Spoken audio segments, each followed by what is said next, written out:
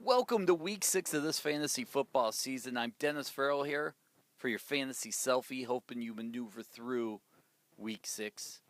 Hopefully you did not lose a running back in week 5. Rashard Jennings will be out several weeks. You lost Donald Brown. You had a couple young kids stepping up. The waiver wires are chocked full of people you should probably be picking up.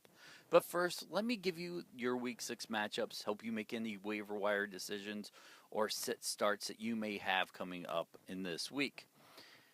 Colts versus Houston. You have the New England Patriots versus the Buffalo Bills. Buffalo Bills are the second best fantasy defense versus the run. Ridley, Vereen, I'm sitting them both, by the way.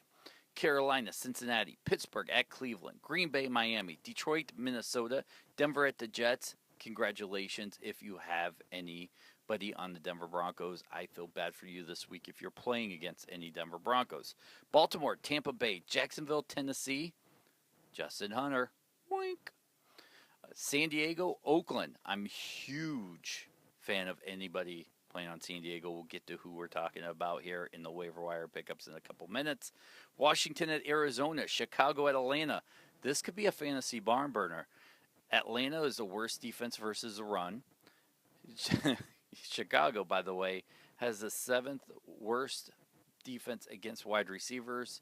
That bodes well for Roddy White, Julio Jones, and Matt Forte.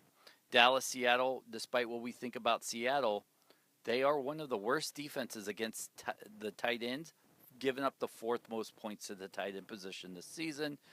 And they are still the best against the running backs. DeMarco Murray has been told his touches will scale back. He's on pace to break the single season rushing attempt record. They're going to scale him back, and he's never been the most durable running back. Giants at Philadelphia. Here's where things get crazy in this matchup. Philly is the 2nd worst at giving up points to the quarterback. Giants are the 4th worst at giving up points to the running back. Philly is the 1st worst at giving up points to the wide receiver, Odell Beckham Jr. Wink, by the way. And the Giants are the 2nd best versus the tight end. I'm sitting Zach Ertz in that matchup. And San Francisco at St. Louis. All right, guys, here's some news and notes going into week 6 that you may want to consider. A.J. Green was carted off the field with another toe injury.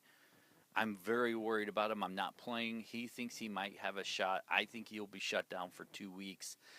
Unfortunately, this news came less than 12 hours after I traded for him in one league. I'm biting the bullet on this one. And I also have Calvin in that same league. And I also have Jimmy Graham in that same league. So let's just say I'm going to be fighting for a playoff spot at best if these guys miss an extended period of time. Teddy Bridgewater says he's 100%. So if you need a quarterback this week, he's a guy that you might want to take a look at. Mark Ingram, he's been practicing this week. There's a small chance he plays. I might sit him just to see how he plays out. But he's available on a lot of waiver wires. And if he is, you may want to go pick him up. He's one of the running backs I'm keeping an eye on. Also, Knowshon Moreno has been practicing. There's a slight chance he plays. I'm more concerned at what the workload is going to be dealt it out to him and Lamar Miller. I feel like it could be less than 50-50, but you should still own Knowshon Moreno. And Calvin Johnson is dealing with a high ankle sprain. Normally, I tell you never sit a stud, but until Calvin Johnson puts out at least one big game, he is sitting on my bench. I'd rather have him on my bench putting up 0 points. I'd rather have him on my bench putting up a big point than in my lineup putting up 0 points. So be cautious with that because he might be putting up some zeros for a few weeks. Now, for your week 6 waiver wire ads. Brandon Oliver, who might not be available in most leagues, but if he is, you want to pick him up. And 19 touches for 114 yards, 4 receptions for 68 yards, and 2 total touchdowns. Andre Williams, he's going to be carrying over the New York Giants running back workload until week 8 or 9. Until Rashard Jennings comes back. He's a bona fide pickup, and he can be even a flex or RB3 for you if you need him. Ronnie Hillman, Monty Ball will be out for a few weeks. You want to go pick up Ronnie Hillman. Look, despite what we all know about Denver, there are this thing called garbage time points that they're good at putting up. Ronnie Hillman will get his touches. Anton Smith Atlanta has a very crowded backfield right now, but here's a guy who's found the end zone 4 of his last 5 games. He is a bona fide flex play for me. No Sean Moreno, as I mentioned earlier. Mark Ingram also. You have Mohamed Sanu with A.J. Green missing an extended period of time, 2 weeks, maybe 3. Mohamed Sanu is a guy that you want to go pick up. Definitely, he will start seeing the majority of the targets.